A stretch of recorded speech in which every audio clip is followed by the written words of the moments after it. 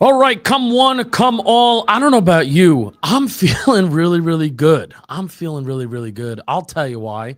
Because we're recapping a Giants-Jets joint practice. This is the last practice recap you're going to get from me this year, but we're going to have some beat reporters on as the next couple months come on. Let's talk about it. Today is August 13th, 2025. It is Talking Giants, brought to you by SeatGeek. And yeah, we are recapping the Giants-Jets joint practice at East Rutherford, at the Quest Diagnostic Center. My name is Justin Penik, and thanks for joining with me. And I was saying, because we go live on YouTube for these, so I was saying right before we started, I feel good. And I don't know about any of you, but I have my dog at home. I walk my dog Mikey. You know Mikey, cute little white puppy. He's the best damn puppy in the world. He's getting old now. He's like 11.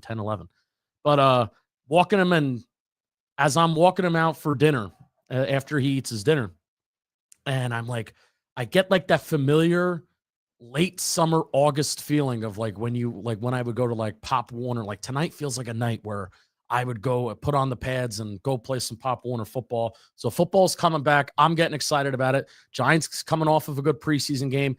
And honestly, like I think the last 2 days of joint practices could have been worse. It could have been a lot worse for the Giants. Here's the main headlines and here's the main takeaways.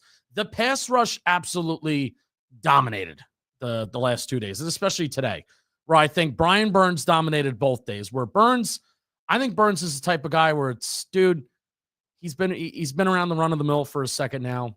This ain't his first rodeo. This isn't his first training camp. He doesn't necessarily need to go out there in training camp and prove a whole lot, right? And it was even the case with him last year. But you could tell there are certain days, first day of full pads, if he's going up against Andrew Thomas, if he's going up against Jermaine Luminar, if there is a joint practice, you could tell that he gets fired up for certain days of practice, and he turns it on some days more than others. Abdul Carter, go out there, play with your hair on fire all the time, right? You're a rookie, you got to learn. But Burns has been around, and there are certain times where when Burns wants to turn it on, he turns it on, and it's a lot of fun to see up and close. So I think the last 2 days he kind of took over. I think Carter had a better day yesterday where, the lot of national attention getting put on Abdul Carter, which I like, but always like as like a person, as a fan who like covers this team, I'm partially thinking in the back of my head, I don't want all the national people talking about how good things are going. I'd rather the national people maybe doubting us a little bit, but Abdul Carter gets a good amount of airtime on Get Up this morning with Greenberg and Peter Schrager saying how he's going up against Olufashanu, and he's going up against Mbow, and he's even beaten Elijah Vera Tucker in 1v1s yesterday. And then, today he continued to have a solid day. But I thought Kayvon Thibodeau today also had a solid day too. And whether it be some 1v1s, I saw Zach Rosenblatt tweet out that Kayvon Thibodeau had some wins in 1v1s. It was hard to see 1v1s, and I'll tell you what, I'll lay out the whole landscape. And I think this is a good thing. I'm not really complaining about this. There was a lot going on today. There was a large portion of practice where there are 4 things happening at once. You have 7-on-7 on one quarter of a field, 7-on-7 happening on another quarter of a field, and then the other half on the other side of the field, you have O-line, D-line, 1v1. And each sides of there's 2 different fields that the Giants have, technically 3, but they were utilizing 2 different fields for the large majority of practice today. And all 4 quadrants, there was something going on. So it was really a lot to follow. So a lot of relying on, hey, if the beat reporters are hanging out during 1v1s, I kind of relied on them for that. And then obviously right in front of me was 7-on-7. The Giants were on the far field, and then the Jets offense and Giants defense were on the near side. So I was able to really see that when that was right in front of me. But Kayvon Thibodeau today, I thought, based on some observations and also just whenever they were in front of me, I thought Kayvon had a good day. And I'm going to let you know why I'm excited for Kayvon Thibodeau this year. I think Kayvon is a guy, and I say this slightly, but as a fan, this is just how I feel. I think Kayvon Thibodeau is the type of guy that loves being a football player, but I don't know if he loves football. And I think after being so hyped up from the University of Oregon and having 5th overall pick of the draft expectations, I think that's one of the reasons why maybe he hasn't fully hit what his potential could have been coming out of Oregon, right? I think he loves being a football player, but I don't know if he loves football. And there is a difference there. I think Kayvon is very business savvy. I think Kayvon understands that there's a value to having like a social media presence, and his social media presence is not a problem. It's a good thing. It's, he's fun on there, and I like when players are active on there. But he gets the business and the game side of it as well. He knows how to play the game. What I think Kayvon Thibodeau has gone through the last couple months, when Abdul Carter is knocking on his door, especially when the Giants just picked up his fifth-year option, I don't think they're going to work on a Kayvon Thibodeau extension this year, and they may not even work on a Kayvon Thibodeau extension at all. The Giants may get to a point near the trade deadline this year and be like, Kayvon Thibodeau is a movable piece that could actually garner some good value, right? I hope it doesn't get to that point. I hope the Giants are competing for a wild card spot when it comes down to the trade deadline, whether that be, mid-November, early November, whenever that may be. But Kayvon Thibodeau, I think, understands, oh shit, I'm not just the former number 5 overall pick anymore, who wears number 5 and is the second, and I'm one of the starters for the New York Football Giants. That's no longer the understanding. He's a rotational player. That's going to get a lot of snaps. I'm a rotational player. I am the third player in line. Abdul Carter and Brian Burns are in front of me. I want to earn my money. I want to earn my contract. Where if it's here or if it's somewhere else, I got to show that I can play ball. And I'm being challenged right now. And I think this is the best challenge for Kayvon Thibodeau. It's more than I think any coach can tell him. The fact that his contract is almost up and he is the third man in line, and now his numbers may be impacted. And I think that is the best thing for Kayvon Thibodeau right now, because I think he likes being a football player. And I don't even mean to shit on him like, oh, he wants to get paid. Fuck yeah, everybody wants to get paid. So go out and do it, Kayvon Thibodeau. I'm excited about him. And really this pass rush, I don't think it's such a surprise that I'll say this. It's a surprise that they dominated the Jets O-line in this manner through 2 days.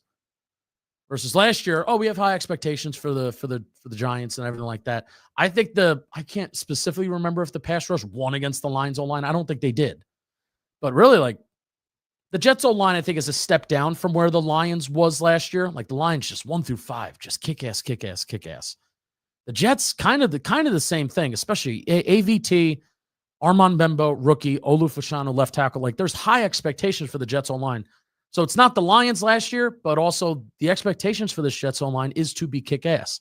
So is the expectations for this Giants pass rush. So the fact that we're walking away from these 2 days saying the Giants D-line owned this Jets O-line, I think is a very, very good thing. I think it's a very, very good thing. I don't even think it's a necessarily reflection on the Jets. I just think it's a good thing that the Giants took care of business against a unit that is seen as tough and has a lot of potential. Even the same thing with the Giants O-line. I don't think they necessarily kicked ass, but I think they took care of business. They also ran the ball a lot today. The Giants O-line, Giants offense in general, first team, second team, they ran the ball a lot today, and trying to watch two fields at once. Every time I looked over to the Giants offense, they were really running the ball, which brings me to the offense. And let's talk Russell Wilson for a quick second here. The two best plays, 2 touchdowns of today for Russell Wilson was a 25-yard throw to Greg Dulcich and a little, 5-yard, 2-yard, red zone out to Gunnar Olszewski, who was probably running out of the slot. So that's the first team. Russell Wilson threw 2 touchdowns to the first team with those guys. Before I keep talking about the offense, I have to talk about Chubbies. That's right. Are you ready for some football? If you're not, Chubbies is ready to help you with their NFL collection. Whether you're tailgating, I'll do that, grilling, or riding the highs and lows of the game from your couch, Chubbies is the ultimate football apparel brand. So much so, they created their own fantasy football league. George Kittle, Ian Rappaport, and others have come together to assemble the Chubbies League on NFL Fantasy. Fun. Each week, the top 5 scorers will win a chance at a Chubbies polo/shorts combo with their team's logo. The grand champion gets the chance at the ultimate fan experience, a 5-city, 5-stadium NFL game tour with a +1. While the fantasy flop faces a hilarious and unforgettable punishment only Chubbies could pull off. Head to chubbiesshorts.com/the Chubbies League to learn more and have some fun. Get ready for the most outrageous fantasy football season of your life And would you look at that, folks? For a limited time, our friends at Chubby's are giving our listeners $10 off with the promo code GIANTS at chubbysshorts.com/Giants. $10 off your order with the promo code GIANTS. That includes the NFL collection. Support our show. Tell them we sent you. Express yourself and level up your game with wardrobe, with your game day wardrobe, with Chubby's. Thank you, Chubby's. Appreciate you. Yeah, so Russell Wilson, 2 touchdown passes to Gunner, short at the goal line. Greg Dulcich, 25-yarder. And I think that just tells you, at least today, in the last 2 days, the deficit that the Giants have at receiver right now, and it's kind of skill position in general. Cam Adebo is a hamstring injury. I'm starting to get more pessimistic about his availability for week 1, and that's not anything I know. It's just whenever you hear hamstring injury in the month of August, those are 2 horrible formulas. Like, especially, hey, if you're a fantasy football player and you hear one of your targets in fantasy has a hamstring injury in August, it's like, shit. You really got to be careful with that, because that is something that could linger. If they're not careful with it, will linger the whole season. It will impact this whole season. So I think that actually opens up a path for Dante Turbo Miller. If you're a Turbo fan, which I know a lot of you are, and I think he showed you why, actually getting some open space opportunities as a receiver and then also as a runner against the Bills, he really got a chance to showcase the speed. And he is one of the guys. Turbo was one of them. Bo Collins, we're going to talk about, is another one. He had a really good practice today. He caught a touchdown pass from Jaxson Dart. D. Williams is another. Darnell Washington. These are guys. Nick Jones. I'm trying to think on the top of my head. There are certain guys on this Giants roster right now that I feel like they could be in technically different position groups, but they could be fighting for the same spot. Because now that I think Bryce Ford Wheaton's injury changes a lot of things. Where they may not necessarily carry wide receiver 5 and 6 as 2 special teamers. Maybe Bo Collins is the 6th wide receiver. Amir Smith-Marset maybe being 5 as a returner. I feel still pretty confident that he's going to be the main returner on the team. Punt returner, kick returner. But then if Bo Collins comes in at wide receiver 6, because they just like him. I don't know his role on special teams quite yet. Not a return man at all, but as a receiver, he's flashed, and they're continually giving him wide receiver 1 reps, wide receiver 2 reps, especially as guys are down. So how does that open the door for other positions on the roster to fill a special teams hole that a guy like Bryce Ford Wheaton left? Turbo has been getting kick return reps. They were practicing a lot of kickoff today, and he fumbles. It was a pretty bad fumble. It made the crowd gasp in special teams drills. And man, this coach, more than any coach that I've seen so far this summer, this coach ripped Turbo a new asshole, man. Just as he fumbled, and it was a bad fumble. It looked like a careless fumble. And this coach was just ripping him, sprinted right up to him, and followed him as he was walking back to the goalpost. With the rest of the return guys. So not a bad moment for Turbo, but Scadaboo's injury, and if he's out, if they put him on some sort of list, if they put him on a PUP or an IR, that may open the door for a Turbo if they want him to fulfill a special teams role or somebody else. Like I mentioned, Nick Jones has been getting a lot of run. TJ Moore at one point got first-team reps at cornerback. I don't know if this roster is currently like injury, like are they dying of injuries right now? I don't think they are. I think Brian Daboll is simply just trying to be careful with everybody right now. I think a lot of these guys are dealing with some lingering stuff, but is it stuff like if they had to play tomorrow, would they play? Yeah. Would Darius Slayton play tomorrow? Probably. Would Cam Scadaboo probably wouldn't play. Cordell Flott was back. Deontay Banks was out. So a lot of moving parts when it comes to who's in and who's out and who's fighting for these final roster spots. I think it's interesting. I don't think I was originally talking about how it's as simple as wide receiver 5 and 6. I think it's a lot more complicated than that, the more that I've seen practice. Speaking of guys being out, dude, I don't know what's going on with Jalen Hyatt. I have no clue what is going on with Hyatt, man.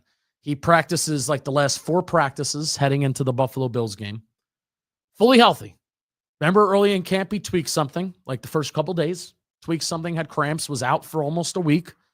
Then he comes back and, hey, he looks decent, has some catches, and has some catches with Russ and looks all right, decent, and especially as Slayton was starting to struggle with stuff. All right, more of an opportunity for Hyatt. If Wandale has not struggled, but Wandale's been in and out with some injuries at certain points, okay, that's maybe more opportunity for Hyatt as somebody else can go in the slot. Or even Hyatt can go in the slot. So he was on the side today. He didn't play against the Bills, not at all. We didn't really get an explanation. He was on the side today, or we found out before practice. All right, Hyatt's going to be back at practice. Okay, cool. On the side. I don't know why. And the longer that this goes, it just feels weird. It feels weird. And this stems back to last summer where they begged Hyatt to take the wide receiver 2 job. Darius Slayton earned it over him. Hyatt, not as good of a football player as Darius Slayton. And he goes up to Joe Shane's office and jokes about, all right, well, if you're not going to play me, trade me. And I think that was said in tongue-in-cheek, and everybody knows this story by now, right? And now, fast forward to now, where practice 4, you have 4 straight practices where you're fully healthy, you don't play against the Bills, and now you're on the side. Maybe something did happen injury-wise, but the more that this happens without hearing an explanation, I think that a relationship is being severed between the two. I don't know what Jalin Hyatt's future is, because he needs to get out there and he needs to play. He needs to show that he can be a productive football player for this team, because he's not going to be a special teamer, especially if we're talking about we're going to add Bo Collins into this wide receiver mix, and he may not be like a special teams first type of guy. Like, what value is Jalin Hyatt going to bring? Because he's barely practiced this summer. He's been good and decent on the sideline, but that's about it. And that's about all that Jalin Hyatt has shown in his career so far. It is a weird situation right now. I'm speculating. LPG tweets out today that it wouldn't surprise him if this is heading towards a trade. I replied to LPG and I said, because sometimes LPG knows stuff, but either he doesn't say it or he hints at something. So he said that he didn't know anything, but when he tweets something out that's as specific as that, it does make you go, a little bit, because LPG does know some of these guys and he has some of these connections. So I don't know what's going on with Hyatt, man, but I hope it's figured out. I still think that he could be somewhat productive and on the sideline. I think he'd be a sideline merchant for Russell Wilson. I think he could be a sideline merchant if Jaxson Dart gets in there and we start throwing some back shoulders. I think that can be a role. But I don't know. The relationship, I think he is probably still a little pissed off that he's not playing. But he's not good. He's not good. He's not as good as the guys that are out there. Wandale's a better route runner. Wandale's probably a better slot receiver. Darius Slayton's better. Earned a contract. Malik Neighbors is obviously better. So Bo Collins is making plays. Bo Collins looks good. Bo Collins caught a 7-on-7 touchdown from Russell Wilson today with the first team. Catches an 11-on-11 touchdown from Jaxson Dart. And he was a guy that was on the side, gets out there, one of the first days that I've seen him back after the Bills game, gets out there and produces. I would love to see Bo Collins playing a game because I think it's going to be a lot of fun, because a lot of these quarterbacks have connected really well with him. I think Jameis has connected well with him. Jaxson Dart has definitely connected well with him as camp has gone on. And hey, if he's even getting first team reps, Russ was throwing him the ball today at 7-on-7. So that's Hyatt. That's the wide receiver room. And that's kind of like some roster construction stuff. Marcus Mbow and Evan Neal. So congrats on the sex, Jermaine Illuminor. He has a baby overnight. So congratulations to you. Giants offensive lineman having a lot of sex recently. Greg Van Roten recently had a baby. Jermaine Illuminor had a baby. So it gives opportunities for guys like Evan Neal when Greg Van Roten was out. And today it was Marcus Mbow. Marcus Mbow was the first team right tackle. And he is stacking good days. He is stacking good momentum under his belt. After rewatching the Bills game and rewatching what he did, I am shocked to see how well balanced he is as a pass blocker. Because that was going to be one of the main things that we're looking out for from Purdue is this guy is athletic, this guy's fast, his feet are as quick as lightning, but he may have balance issues. And I compared it, the metaphor was like a newborn animal, where they kind of know that they can walk and run, but they don't know how to, right? But for Mbow as a pass blocker, it's been fast, athletic, and balanced. It's looked really damn good. As a run blocker, watching it back, that's where I think some of the balance issues will show up. That's where I think lunging or getting too far out in front of yourself, that's where I think the balance issues that he's going to have to work on, and that's fine. But, and I was thinking on the car ride here, am I gonna come in here and say, does Marcus Mbow eventually have to challenge for the starting job? Because he looks that good. He looks better than James Hudson, who they're paying $6 million to be the swing tackle.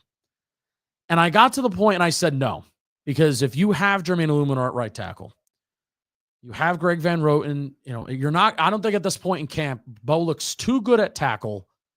Leave him at tackle. Don't put him at guard. Don't try and do this positional versatility shit.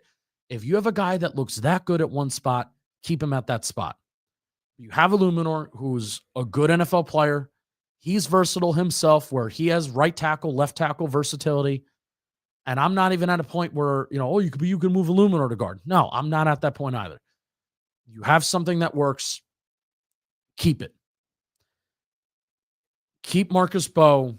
I think it'll work itself out. If there's an injury, he'll start, he'll go in there, and that's fine. But I'm not rushing Marcus Mbow to start, because it is a good thing that he is building up confidence, he's building up reps, and he's building up trust, I think, in himself and also in the coaching staff, that he can go out there and he can play. Continue to play well in the preseason. You're going to have 2 more opportunities to go up against, 2 more teams that may play their starters, that may not, that may have some good quality NFL backups, and then we'll see him when he goes up against them. But keep Marcus Mbow in your back pocket and don't rush it. I think especially as an offensive lineman, and really anybody, whether it be a corner, an offensive lineman, a quarterback, outside of skill position, outside of like tight end, wide receiver, running back, I think you play those rookies, you don't think about it. But a lot of these guys that you don't want to kill their confidence early on, and I think Mbow is building up such good real insurance right now. Keep it that way. And I think it'll eventually figure itself out. Somebody's going to get hurt. Somebody's going to have to move, and somebody's going to something's going to happen to one of these tackles. And that's not even being pessimistic. I just think something's going to happen, and then Bow's going to play. And then that will be the time that we'll be able to see him. So I'm not rushing Illuminor to guard. I'm not rushing Illuminor onto the bench. I'm not rushing Mbow to the starting lineup, even though, damn, like that's how he's playing. He's playing like he could start right now. And that's a pretty damn good thing. Evan Neal, tough to see Evan Neal today. John Runyon was practicing. I don't know if Greg Van Roten was practicing. That wasn't reported that he wasn't, I don't think. Neal was out there every time that I looked over at the first offense. Evan Neal was the starting right guard. So Evan Neal returns to practice today. I couldn't get a full read on how he did. Nobody tweeted out that he looked bad, which I'll consider that a win. And there were times where I was trying to watch him and Mbow together, and they looked okay, and they looked decent, and they never really got beat. So they ran the ball a lot today. That's good for Evan Neal. They didn't throw the ball a lot today, which is also good for Evan Neal. That's bad for the people that want to watch Evan Neal, because Evan Neal needs to prove that he can pass block. I don't think he necessarily needs to prove that he can run block. I think he's a good run blocker. Other defensive notes. Paulson Adebo. Interesting conversation that Doug Analytics and Research Rick have been having as the last couple months have gone on. Over the last 2 years, and this is per Doug Analytics, so over the last 2 years, Paulson Adebo played 98% of his outside corner snaps on the left side of the field. That's a shit ton. And so far during camp, a lot of Paulson Adebo snaps have come on the left side of the field. In the preseason game, I think all of them came on the left side of the field. If I pull up, Paulson Adebo played all 9 of his preseason snaps as the left outside corner, per Doug Analytics. So today was the first day where I'm like, I really noticed this, especially as there's so many injuries and there's so many guys out in the secondary that are different. So where are my eyes going to go? Okay, Paulson Adebo is the left outside corner, left outside corner, left outside corner. You kind of signed this guy to be your number one corner. And what do you expect your number one corner to do? You expect your number one corner to typically follow these number one wide receivers. I don't feel like Paulson Adebo is as much of an advantage if he's just stuck on one side of the field, and then teams eventually will figure out that, we could just put Tyron McLaurin And what's another team with a clear number one wide receiver? I don't want to say the Eagles because they have two really good wide receivers. Early on, Giants, Lan McConkey's more of a slot. This is bad radio. Who's outside wide receiver that the Giants are playing week 5? Hollywood Brown, Terry McLaurin, week 5. Who's their week 5 opponent? It's the Eagles. Saints, Chris Olave. Okay. Like, what's stopping any of these teams from saying, all right, we're just going to put our number one wide receiver on the right side of the field, Chris Olave, Terry McLaurin, whoever, and we're going to kick Deonte Banks' ass. I really don't think that that's their plan. I really hope that it's not, because that's so fucking predictable. Like, that's like dumb predictable. And I don't think they're dumb. I think they're all smart football people, right? But it's been a trend. Finally saw today, and I'm not watching this every snap, but finally did see today, as the Giants were in a 2-minute situation to end practice. Giants offense went in a 2-minute situation. Jude McAtamy missed like a 60-yard field goal. They were in it was 1 minute and 6 seconds left. The ball was on the Giants' 32-yard line. And the Giants offense needed to drive up the field, and then vice versa for the Jets. 1 minute and 6 seconds left. You have one timeout. The Jets offense needs to drive up the field. And as they were in that hurry up, no huddle situation, Paulson Adebo was following Garrett Wilson, where a couple times Garrett Wilson was lined up on the right side of the defense, the left side of the offense. He would motion over to the opposite side. And then, vice versa. Or Garrett Wilson would just line up conventionally as an outside wide receiver on the defense's right. So Paulson Adebo was not lined up as the left outside corner. He was the right outside corner. So that was just a brief spurt during the end of practice that Paulson Adebo was doing that he was following Garrett Wilson. The rest of the practice, every time that I looked, Paulson Adebo was the left outside corner. So that's something to keep an eye on. The more that the starters play in the preseason, I'm probably even going to ask a beat reporter about that. Art maybe, or I think Art would be a good person to ask about that. Jordan, if I have Jordan on next couple weeks, I don't know about Ryan. Yeah, it would have been a good question for Duggan. But yeah, I'm going to ask Art about that. Left outside corner, right outside corner, because that's pretty damn predictable. And that's a simple, easy fix if you're an opponent. All right, I'm just going to put my best wide receiver on Deonte Banks or Cordell Flott and call it a day, which is not what we want. It's not what we're paying Paulson Adebo for. IMO, in my opinion. What else? Yeah, Cordell Flott practicing, no Deonte Banks, no significant Cordell Flott thoughts today. Secondary did have some interesting names out there. TJ Moore, certain point, Nick Jones. They were with the starting to end practice. The starting secondary was Paulson Adebo, Nick Jones in the slot, TJ Moore on the outside, Raheem Lane at safety. Dane Belton got a lot of run as a starting safety today. Tyler Nubin eventually was kind of in and out of practice as well.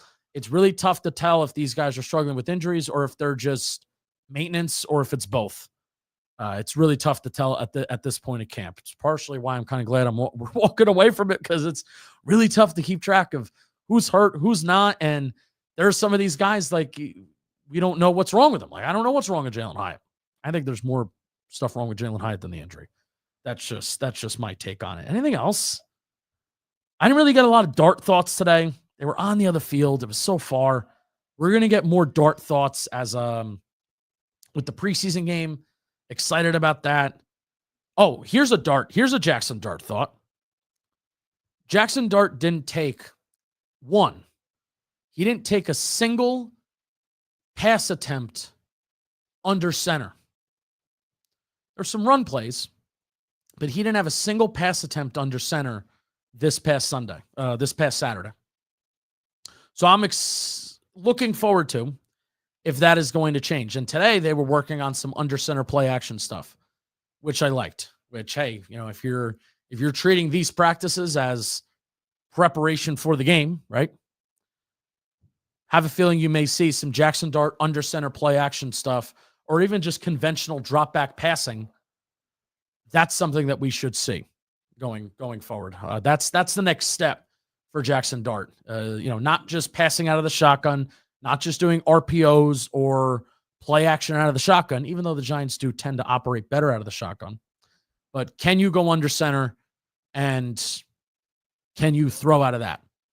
And I think what they're doing with that is they're trying to just usher him into that, in my opinion. Didn't really take a lot of any snaps under center at Ole Miss. All right, so we'll get some rushing attempts under your belt in live action last week. So then maybe the next step this week is Jaxson Dart will throw under center, maybe even play action rollouts and things like that. They've been really trying a lot of that during camp. And I think Mike Kafka, remember how much they utilized play action in 2022. It was a little bit of a Daniel Jones crutch. Hopefully it's not a crutch that Russell Wilson or Jaxson Dart needs to rely on. Hopefully play action is more of a weapon. Get some downfield shots and things like that. So that's the next step for Jaxson Dart this weekend. Under center passing, under center play action. Can we do that? Mix that in with the shotgun good pass attempts that we had too. I'm going to read one more ad, and then I'm going to open up to the chat. So get in your, if you have any questions on Giants camp, Giants anything right now, we'll talk about it, and that's how we'll wrap up Giants training camp coverage. Like I said, I'm going to continue to interview some reporters too. We got to talk about Hims because today's training camp recap is sponsored by Hims. Hims can't solve snoring or blanket stealing, but when it comes to performance, they've got you covered. Take control of ED with personalized treatments made with proven ingredients, prescribed by licensed providers. 100% online. Through Hims, you can access personalized prescription treatment options like ED, Hard Mints, Sex RX Plus, Climax Control, if prescribed. You shouldn't have to go to your way to feel like yourself. Hims brings expert care straight to you with 100% online access to personalized treatments that put your goals first. To get simple online access to personalized, affordable care for ED, hair loss, weight loss, and more, visit hims.com/giants. That's hims.com/giants for your free online visit. Hims.com/giants. Actual price will depend on product and subscription plan. Featured products include compound the drug products, which the FDA does not approve or verify for safety, effectiveness, or quality. Prescription required. See website for details, restrictions, and important safety information. Let's open up to the chat. Oh no, Jackson's father. His dad wasn't feeling well today, and he wished he could have went to practice. I wish you would have went to practice. And hi, Jack from Giants training camp practice. I appreciate you saying hi a couple weeks ago. I hope you're doing well. What do we got, Jeff? Do we have any questions? You also have thoughts. You have like special teams thoughts for me. Yeah, I got a couple thoughts for you, Justin. Special teams, not your forte, but let's talk about it. I was down on the field, right on the other side of the field of fence, and my first thought watching that was the Giants special teams is going to cost them a couple games. Oh boy. You already mentioned Turbo, that fumble. It was pretty bad. Yeah. And then just the Giants kickoff coverage. They were practicing that down there. I don't know if you got any eyes on that, but it really did look like a couple of the Jets returns might have gone the distance. So word from around the league that I've heard out is teams are trying to kick off more. Like they're trying to kind of bring special teams back into the game. I think that's why Graham Gano's like still on the roster with such a high cap hit, because they like his ability on kickoffs. And he was even doing this under Judge. And I think we talked about this during another stream. I think he was even doing this under Judge before they fully changed the kickoff rules. But what they were doing with Judge is they were kicking it and like, we're going to make you return it. Because also you're getting to a point, especially now you see that, that guy kicked a Cam Little 70-yard field goal a couple days ago. A touchback is at, what's that, the 30-yard line now? Yeah, I believe so. He kicked that from the Jaguars' 48-yard line. They're his own 40. You go 20 yards, 25, 30 yards, you're in from the 30-yard line.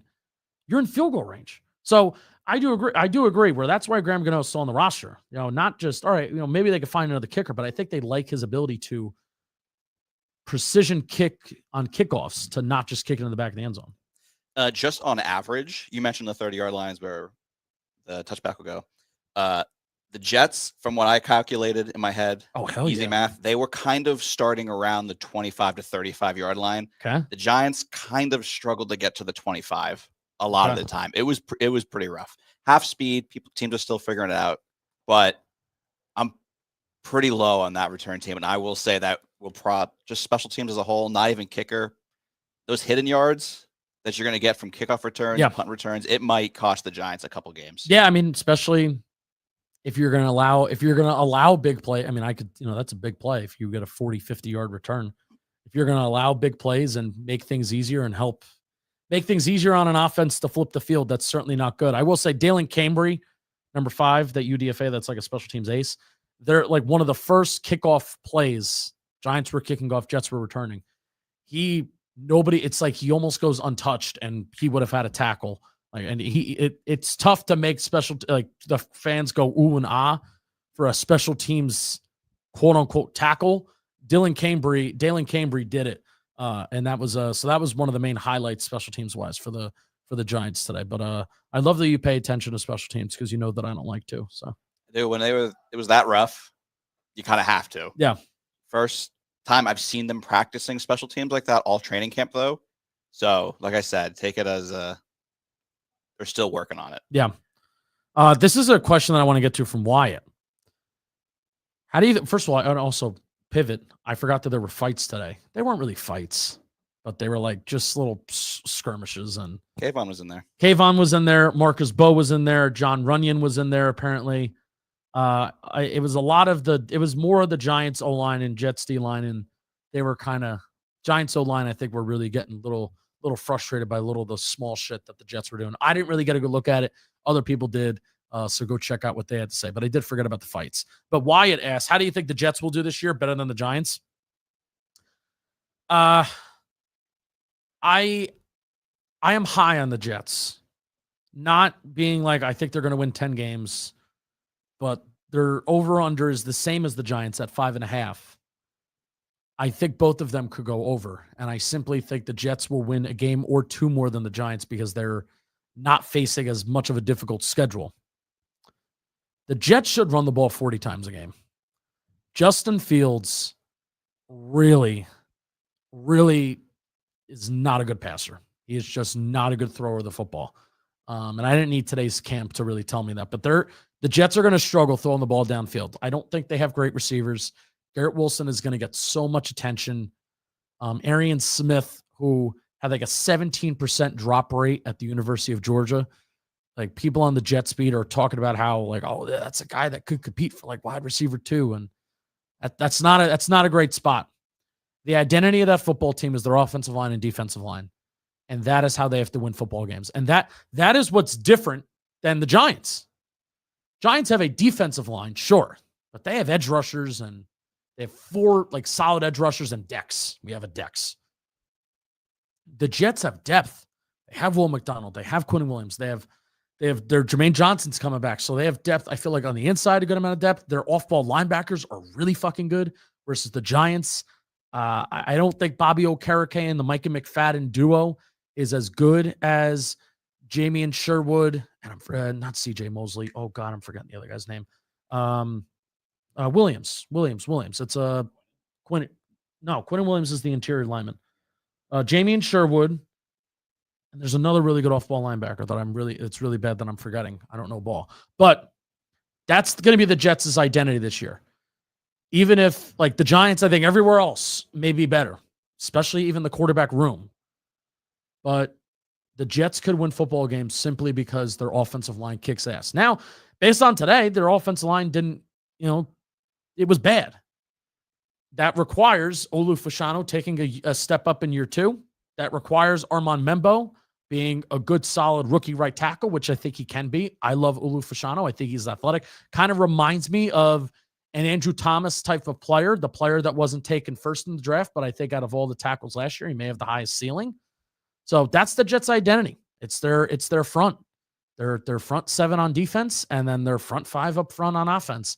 And even if the quarterback is bad, they should run the damn ball 40 times a game.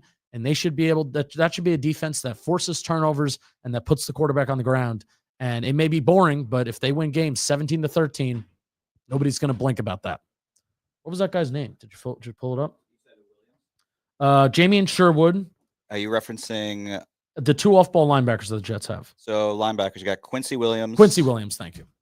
I knew it. I'm like, he's related to Quinn Williams. Yeah. So, yeah, that's my thoughts on the Jets. Run the damn ball 40 times a game. I'm actually in the middle of writing a script for Check Down Football on why I want the Jets to exactly do that. And if anything, watching today's joint practice helps. Like Justin Fields is just not a good thrower of the football. But you want to know what he's really good at? He's really good at run the ball. Today he had like a 30, 40-yard touchdown against the Giants on a read option. and nobody could catch him. Nobody could catch him. He's fast. He's good. He's really good with the ball in his hands as a runner. But throwing outside the numbers, and if he's not throwing the middle of the field and throwing shorter in the red zone, it just gets a little tough. It just gets a little tough. So, what else? What else do we got? I got another thing for you, Justin. Yeah. From my observations. Are you worried about the Giants' outside run defense at all? Because it felt like every time Breece Hall, Fields is kind of nuts when he comes to running outside and things are breaking down. It felt like a lot of the outside runs broke containment from the Giants. Yeah, I mean, the corners aren't that good at stopping the run. Drew Phillips is. Whoever's going to be CB2, it's going to be a problem. Like, whoever's going to be CB2, Cordell Flott is as light as a feather, and Deonte Banks has no interest in tackling and being part of good run defense. And I think Paulson Adebo's fine. I don't think he's come into the Giants as this, oh man, this guy's going to really help out the run defense. That isn't one of the bill of goods that we're being sold on Paulson Adebo. But Tyler Nubin and Drew Phillips being two of your best run defenders on defense last year, and they're both coming in the secondary, is not very good. And this is where Bobby Okereke comes in too. Like, haven't talked about Okereke a ton this camp because it's tough to talk about off-ball linebackers when you can't tackle. You're not really expecting these guys to make a ton of plays like in coverage, even though Okereke can. But I'm going to ask Art about this because as of right now, Art Stapleton is coming on the show on Friday. We're recording that episode tomorrow. As of now. And watch, because I said this, it's going to wind up not happening because that's how interviews go. But Art talked about in the spring, kind of like challenging Bobby Okereke. Like, yeah, there was effort stuff, and there was some questions on if he's fully committed and is he a leader and things like that, and effort. And I mean, Art even brought up Blake Martinez in like the same breath as Bobby Okereke in the spring. And I'm thinking, oh no, like that's not a name. Like, if we're talking about a leader on a defense and an off-ball linebacker and a guy that's getting paid a lot of money, he's wearing the green dot, I don't want to hear Blake Martinez's name associated with you, because that was kind of a little bit of a nasty divorce. And that happened in 2022.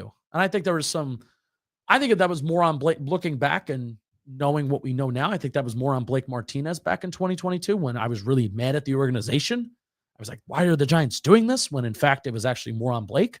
But I want to check in with Art about that, because it took a couple weeks. Like, it took like a good 2 weeks for Okereke to be trotted out there in the media when like all the rookies had like a presser. Obviously Russ and Dart and all these guys, Jameis, they've had pressers, and even like I think Bo Collins got a presser before Bobby Okereke did.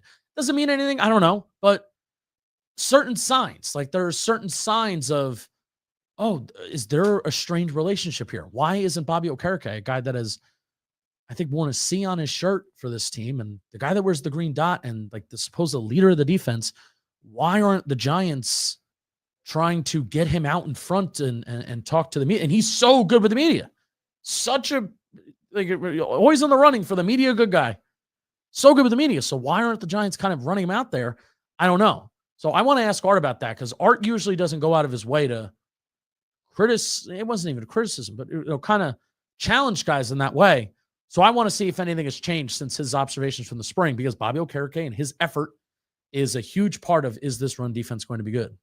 And especially if there is any chance that Okereke is not here, which I do not think is possible, but if there's any chance that Okereke is not here, then that drastically changes the overall feeling on the run defense, right?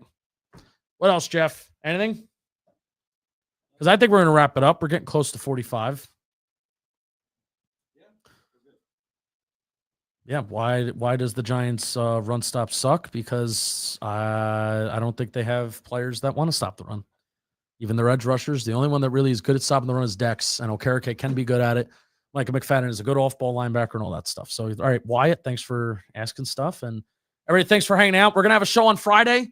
Hopefully it's going to be Art Stapleton. Hopefully I didn't just jinx it because I said an interview and I said who the interview is going to be.